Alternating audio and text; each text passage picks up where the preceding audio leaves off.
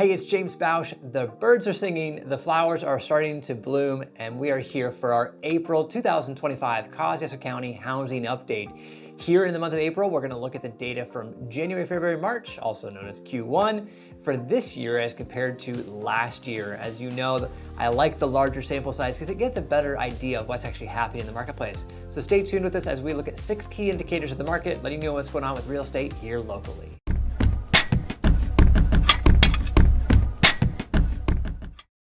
So starting off with the number of new properties that came onto the market, last year in Q1, we had 271. This year, just 231. That's a 14.8% decrease.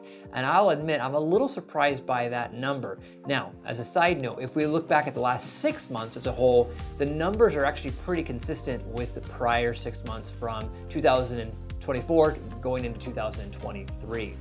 The number of properties that actually sold, though, on the other hand, is up. If you recall, last year we had the suppression in the marketplace and only 185 homes sold in Q1. This year we had 196 homes. That's a 5.9% increase. The average selling price of those homes that sold in 2024, the average was $274,300. This year, $286,146, so a nice healthy 4.3% increase. The median value, though, of those homes that sold was down 2.1%. Last year, $235,000 even. This year, $230,000. So those numbers are kind of balancing each other out a little bit. We're in a stabilizing market or a balancing market. Things are still continuing to ease off, which we'll see in the next two figures as well. So the average days on market last year, 48.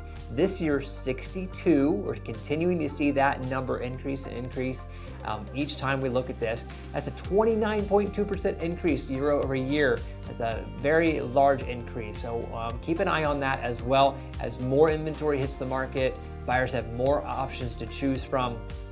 Days on market is increasing. So if you're a seller, be patient. Recognize that is the trend within the marketplace. The last number we're going to look at is the sale price to list price ratio. So how much on average are sellers getting? Last year they were getting 97% on average. This year for Q1, 96%. So again, that number is trending downward as we've seen over the last 2.5 years. So again, an indication that we are in a balancing market. We're still in a seller's market, but in a balancing market, more leverage on the buyer side than what we have seen historically over the last 6 years.